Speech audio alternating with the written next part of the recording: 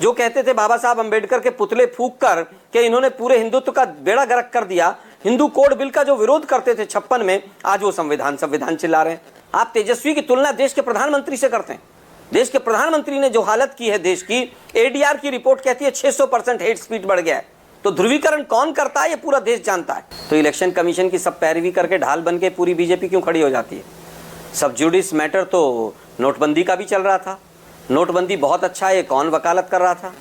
सब जुडिस मैटर तो 3 काले कृषि कानून भी थे जिनको वापस इन्होंने ले लिया।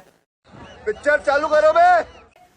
कोर्ट को, संविधान को मानना तो जरूरी है। जो मामला सब जुडिस से वक्फ कानून का मुद्दा उठा दिया, ये तो सही कह रहे हैं गुरु प्रकाश पासवान। क्या जरूरत थी ये हिंदू मुसलमान प्लैंक पर लाकर खड़ा करने की चुनाव को? कि मुझे लगता है कि सब जुडिस मैटर तो इलेक्शन कमीशन के भी बहुत सारे चल रहे हैं। तो इलेक्शन कमीशन की सब पैरवी करके ढाल बन के पूरी बीजेपी क्यों खड़ी हो जाती है? सब जुडिस मैटर तो नोटबंदी का भी चल रहा था, नोटबंदी बहुत अच्छा है, कौन वकालत कर रहा था। सब जुडिस मैटर तो 3 काले कृषि कानून भी थे जिनको वापस इन्होंने ले लिया। अरे भाई, सब जुडिस मैटर तो राम मंदिर का भी था जो 30-40 साल तक चला। उस मंदिर के ऊपर तो हर रोज आप मैनिफेस्टो में चिल्लाते थे। ये बेकार की बातें बंद कर दीजिए। संविधान जिन्होंने बनाया वो आपसे ज्यादा समझदार थे। संविधान बनाया तब शरिया नहीं लिया और आज शरिया लेंगे। मतलब कैसी बात करते हैं आप? जिन लोगों ने संविधान की प्रतियां फाड़ी, रामलीला मैदान में जलाई, जो कहते थे वो इनके गुरुजी कौन थे, वो आरएसएस वाले के संविधान में कुछ भी भारतीय नहीं है, वो आज संविधान चिल्ला रहे हैं। जो कहते थे बाबा साहब अंबेडकर के पुतले फूंक कर कि इन्होंने पूरे हिंदुत्व का बेड़ा गर्क कर दिया, हिंदू कोड बिल का जो विरोध करते थे 56 में, आज वो संविधान चिल्ला रहे हैं। गजब बात है भाई। समाजवाद हमें जरूरत नहीं है, लेकिन 24 के 24 फ्लैगशिप प्रोग्राम जो हैं, 5 किलो राशन से लेकर बिजली से लेकर सब कुछ, वो सारे समाजवाद के प्रोग्राम चलाएंगे हम।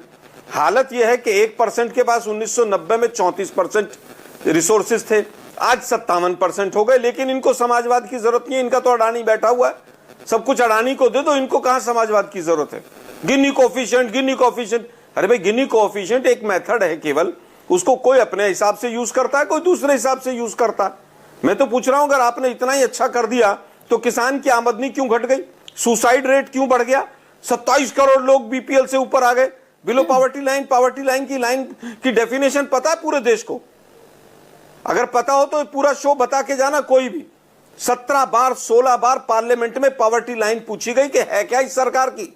इस देश को यह नहीं पता कि पावर्टी लाइन क्या है। 5 किलो राशन की कीमत जोड़ के आप उसमें पर कैपिटा इनकम को बढ़ा देते हैं। दुर्भाग्य यह है कि 10 पोस्टों को गिनाकर गरीब को गरीब कर दें और उसके बाद कहें कि साहब समाजवाद पूरी तरह से लागू हो गया। अच्छा, लेकिन आलोक जी आपके साथ जो सबसे बड़ी पार्टी, ये भी आप मानेंगे ना कि तेजस्वी यादव ना तो नादान है ना भोले हैं। वो जानते हैं मुसलमान लामबंद किस तरीके से होगा, इसीलिए इस प्लैंक पर तेजस्वी यादव पूरी बहस को ले आए क्या? देखिए, मुझे लगता है मैम, बीजेपी के तमाम लोगों ने, परवेश वर्मा से तमाम लोगों ने कहा हमें मुसलमानों की वोट नहीं चाहिए। इलेक्शन कमीशन उस पर कोई एक्शन नहीं लेता है। आप बताइए कि पिछली बार अगर हम हारे थे तो किस वजह से हारे थे? लोकसभा के चुनाव में क्या मुद्दे थे? अभी तो शरिया आया है, मुल्ला आया है, मौलवी आया है, नमाज आई है, अभी तो मंगलसूत्र आएगा, भैंस आएगा, ज्यादा बच्चे वाला आएगा, सारे टॉपिक आएंगे। देश के प्रधानमंत्री किस निर्लज्जता के साथ देश को बांटते हैं, दुर्भाग्यपूर्ण है। आप तेजस्वी की तुलना देश के प्रधानमंत्री से करते हैं। देश के प्रधानमंत्री ने जो हालत की है देश की, एडीआर की रिपोर्ट कहती है 600% हेट स्पीच बढ़ गया है।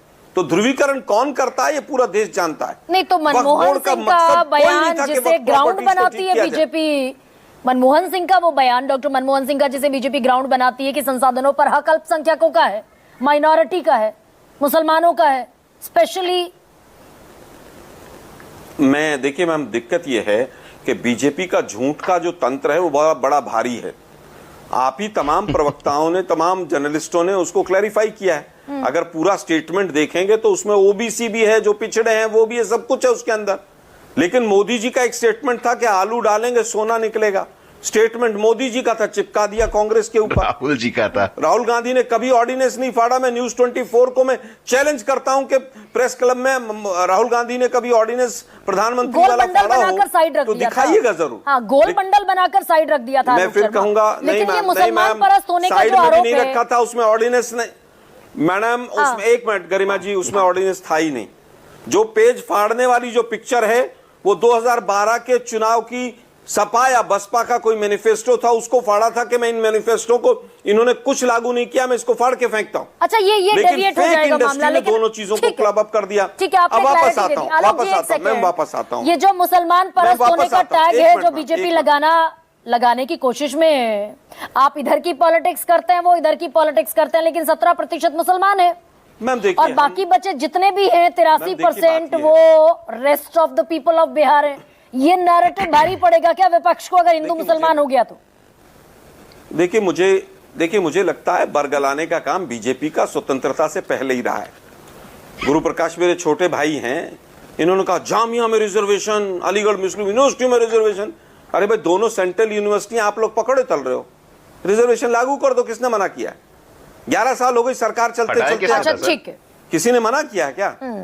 फिर उसके, अरे भाई 11 साल से तुम पकड़े चल रहे थे क्या मिनिस्ट्री में बैठकर?